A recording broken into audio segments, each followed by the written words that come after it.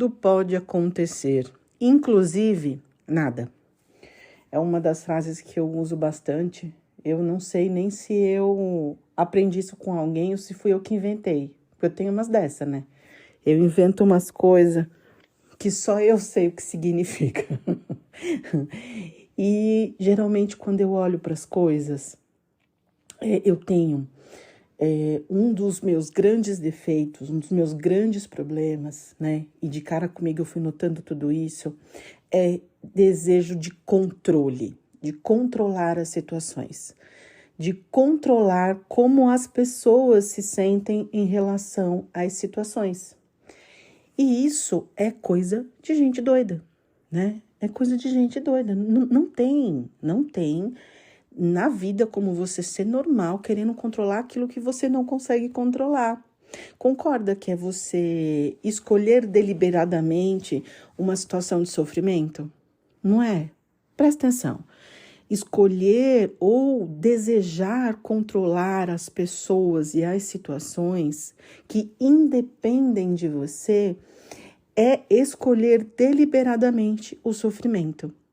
E eu me deparei com isso, né, nessas minhas andanças aí de terapias e estudos e pensar muito e conversar com muitas pessoas sabidas e pessoas que têm uma vivência, sabe, histórias de vida muito lindas e que aprenderam coisas muito lindas nessas andanças que a vida nos coloca.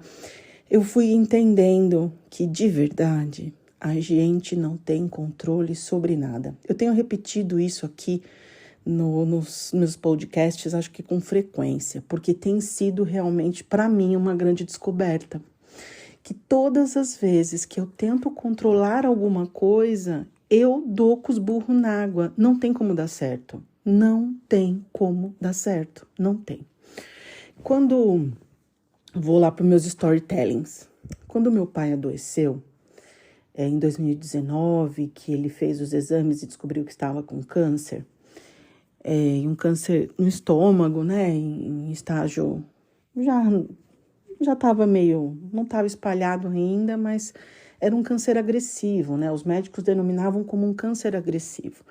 E ele começou a sentir alguns desconfortos no estômago, né, enfim. E aí ele começou a pesquisar e descobriu, né, esse câncer no estômago. Quando ele descobriu isso, eu inventei na minha cabeça de maluca, isso em 2019, que a gente ia sair daquilo, né? Que a gente ia sair daquilo. Que aquilo tudo ia passar, como muitas outras vezes já tinha passado. Meu pai tinha tido outros problemas de saúde, tudo mais, a minha mãe também. Meu irmão quebrou a perna com fratura exposta quando era pequeno. A gente já tinha passado por outras coisas e tinha ficado assim, né? Depois do vendaval, da tsunami, a gente sai daquela situação mais forte, né? E quando eu me vi naquela situação eu falei, não, vai passar. Eu tinha tido um câncer em 2015, um carcinoma no útero, tive que fazer cirurgia, não precisei de quimioterapia, não precisei de outros tratamentos, a cirurgia foi suficiente, fiz o acompanhamento por 5 anos, fui liberada. Graças a Deus estou bem, e assim continuaremos.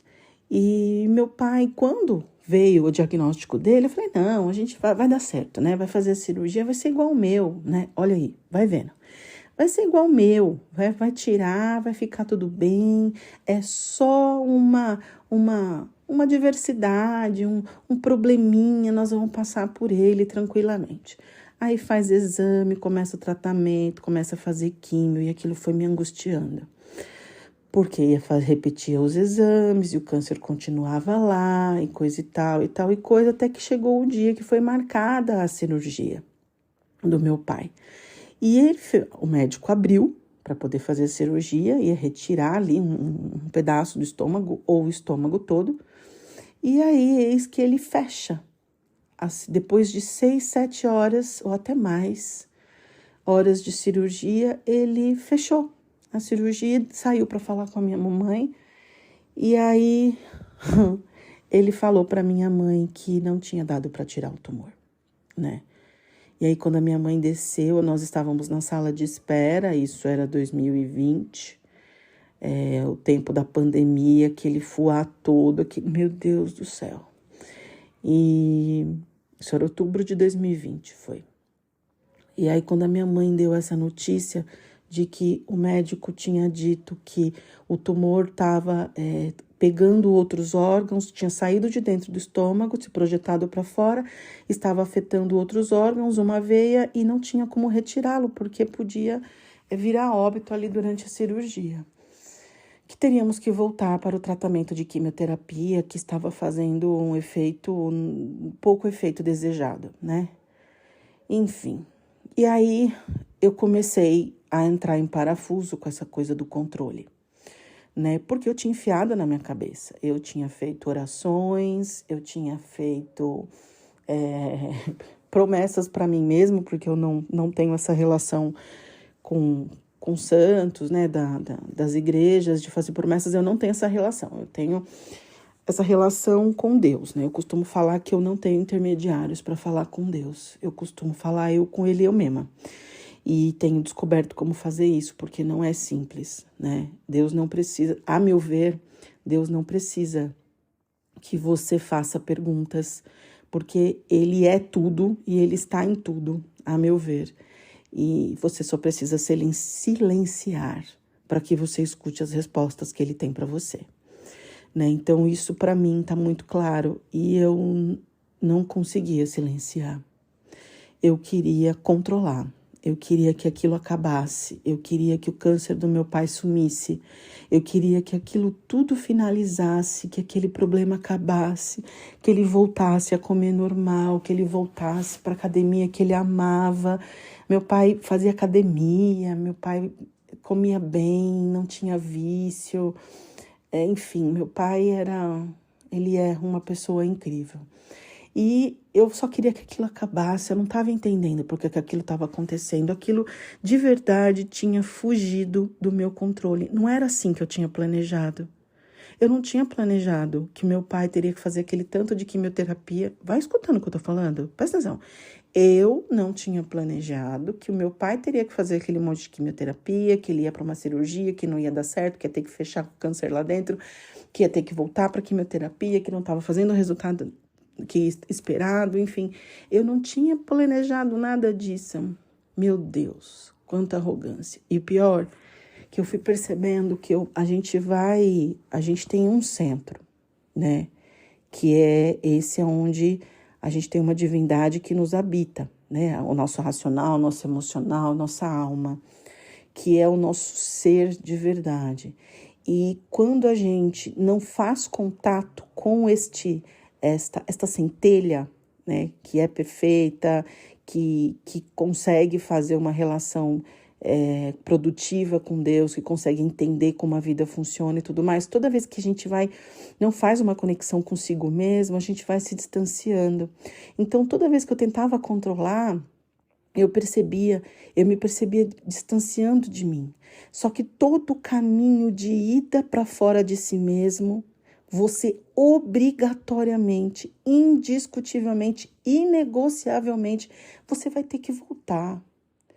Então, eu saí tanto da casinha, do condomínio, da cidade, do estado, do planeta, achando que eu tinha o controle da situação, da doença, do momento que meu pai estava passando, que eu buguei.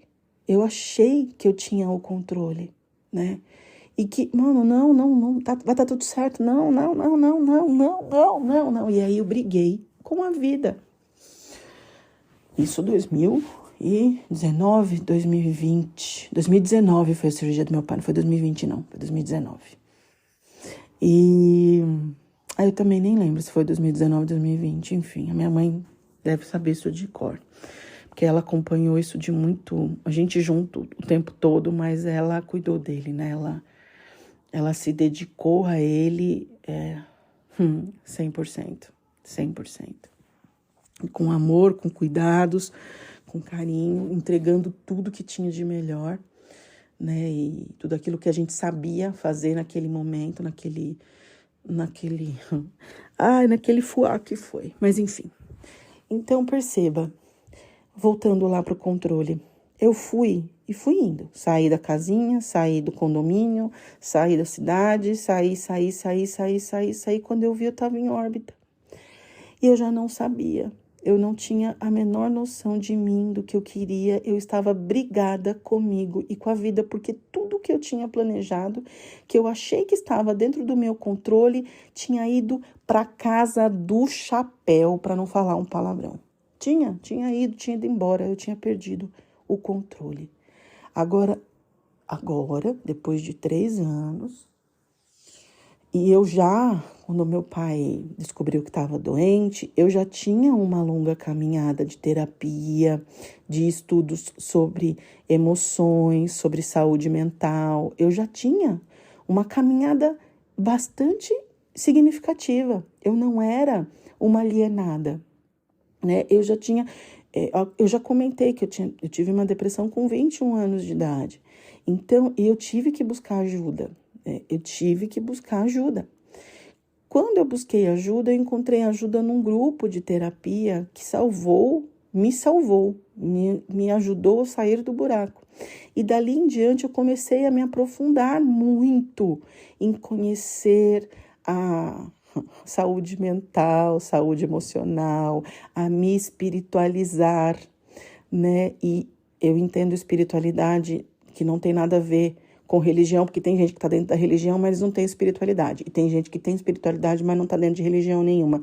Então, uma coisa não está condicionada à outra. Então, eu comecei a fazer este caminho. Desde muito nova, eu precisava daquilo, né? A vida é justa, ela é ajustada às minhas necessidades. Então, quando a gente descobriu o problema do meu pai, né? E ele começou a fazer o tratamento, eu já tinha uma boa bagagem. Não era para eu ter despirocado daquele jeito. Então, veja, eu tinha 2 grandes problemas. O primeiro, de estar totalmente fora da galáxia, e o outro, de estar decepcionada comigo mesma, porque eu tinha conhecimento suficiente para não cair. E eu caí. E caí não foi nem de 4, foi de cara no chão. Mano, nossa senhora, meu Deus do céu.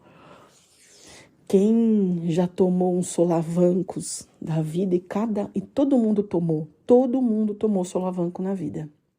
Se você que está me ouvindo não tomou solavanco na sua vida, por favor, escreve para mim, eu preciso te conhecer. Porque de verdade eu não conheço ninguém que nunca tomou solavanco da vida. E eu fiquei muito pirada, né? Muito pirada. E aí eu comecei a recuperar. Primeiro, eu fui pro fundo do poço. E eu já falei, eu sou bem teimosa. O meu poço é bem fundo. Eu cavo bastante, viu?